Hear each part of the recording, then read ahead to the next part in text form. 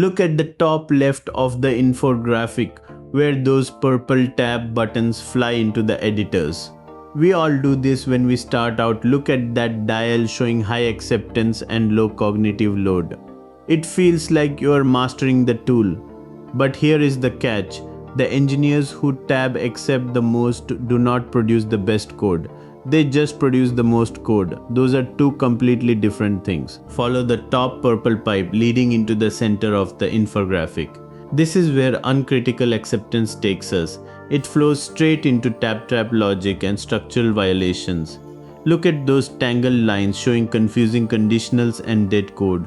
Two tools dominate this space today: GitHub Copilot and Windsurf. Here's the key difference between them. Copilot focuses on fast inline suggestions, while Windsurf acts as an agentic workspace for multi-file context. Either way, blindly accepting suggestions bypasses your architectural guardrails. Trace the lower pipeline down towards the bottom middle of the graphic. You can see the label for design drift. Systems diverge, styles become inconsistent, and components get mismatched. When you move that fast, you miss the tight coupling building up. Look at the scale at the very bottom. Uncritical acceptance heavily outweighs engineer thoughtfulness, piling up technical debt. Look over to the far right side of the infographic. This is where it all catches up to you. Look at that box for PR review impediments. Reviewers get stuck staring at unclean code. Merge times slow down, and defects slip through right into that production incident box below. It turns a shortcut into absolute dead. But it gets worse when we look at how it destroys team velocity. Look at the left side of the infographic where those overlapping puzzle screens show rapid, unthoughtful acceptance.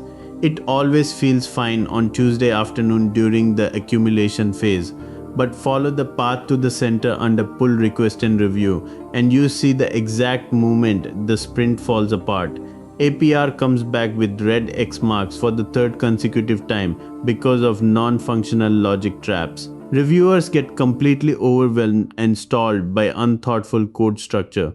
You think you are moving fast, but you are actually trapped in a loop of fixing ghost text loops that never should have been committed. The most dangerous autocomplete suggestion is not the one that is obviously wrong. It is the one that is technically correct, but contextually wrong. It compiles, it passes tests, and it silently breaks the design invariant. The team has been building for 6 months. Look at the top right container under post-incident analysis.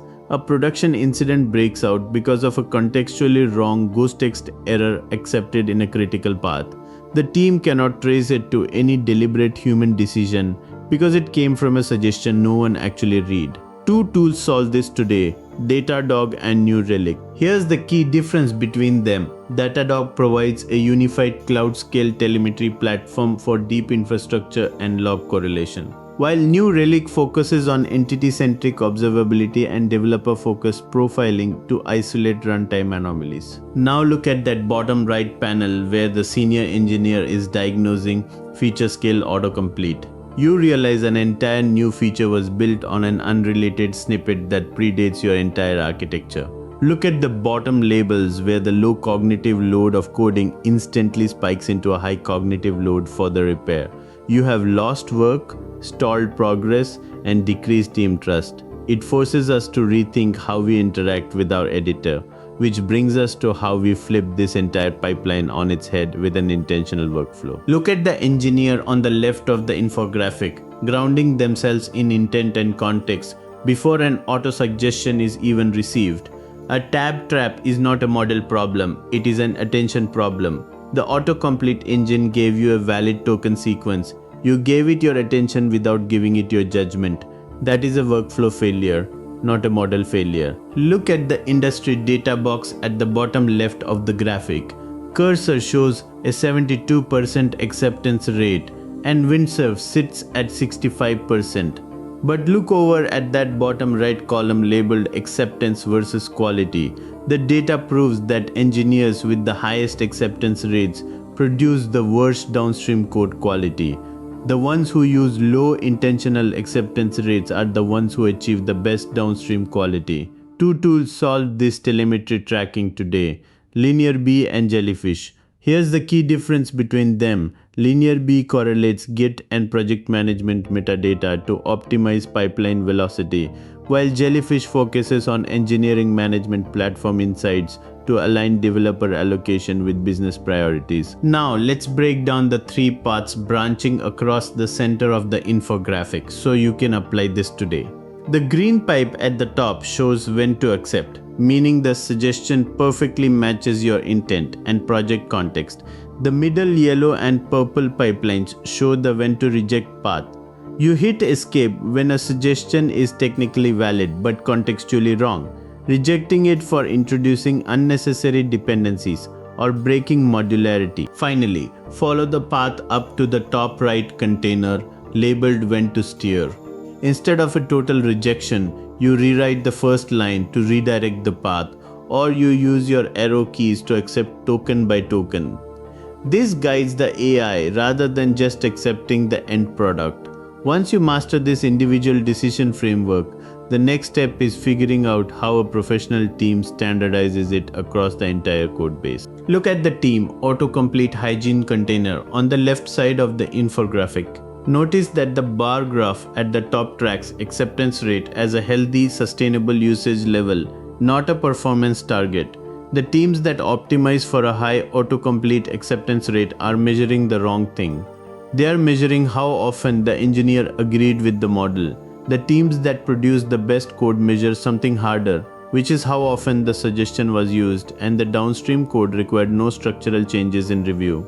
Look at the chart just underneath that dashboard, showing the downstream code quality trend rising when you avoid perverse incentives. Follow the green pipeline from that metrics panel into the center column of the infographic labeled Code Review Checklist. To scale this across a team, your review process has to actively flag tap trap patterns. The checklist shown in that middle card explicitly highlights unintentional complexity, design drift, dead code, and missing context. Two tools solve this team alignment today: GitHub and GitLab. Here's the key difference between them. GitHub provides native integration with advanced security and Copilot-driven policy controls right in the workflow, while GitLab focuses on an all-in-one platform with built-in compliance frameworks and highly customizable continuous integration templates to enforce these review rules automatically. Now, move your eye over to the far right side of the infographic where it shows live pairing sessions. This is how seniors pass down the skill of completion steering to juniors. Look at the lower window showing a senior engineer demonstrating how to steer to a correct path. They are teaching the live skill of rewriting a first line to force an intentional rewrite, accepting partial tokens with arrow keys, and knowing when to completely discard the suggestion. Mastering this team standard changes how your entire engineering organization performs, and it sends a massive signal about your career trajectory. Look at the left side of the infographic under the tab accepting engineer path. This engineer produces a mountain of code very quickly, but notice where that pipeline leads. It flows directly into stage 1 in the center, showing high accumulation of tap trap, structural violations, and fragmented architecture. Their PRs consistently come back with red X marks for deep structural revision. Now look at the right side of the infographic under the intentional steering engineer path. This engineer produces less code, but their PRs are quality assured and pass review on the first try. In a performance cycle that looks like superior engineering judgment. A software engineer who can describe their autocomplete decision framework in an interview when they accept, when they reject, and when they steer is describing a professional AI workflow. Most software engineers in interviews say, "I use Copilot to write code faster." That answer tells the interviewer nothing. The framework tells the interviewer everything. Look at stage 3 at the bottom center of the infographic, where the interview differentiator is broken down. Treating a high acceptance rate as a success metric is a junior level answer. Explaining how you live, steer, and rewrite to protect intent and context is a senior level signal that shows leadership scope. Two tools solve this performance visibility today: Swarmia and DX. Here's the key difference between them. Swarmia connects Git data to team working agreements to spotlight PR bottlenecks instantly, while DX focuses on qualitative developer experience surveys combined with telemetry to pinpoint engineering friction. At the end of the day, AI autocomplete without intentional steering is not a productivity multiplier, it is a technical debt generator. Make sure to hit subscribe to catch our weekly videos on mastering senior workflows. Then click the link in the description to watch our next video on AI for code review, where we show how to wire Claude Code into a pre-push hook to catch whatever manual reviews miss.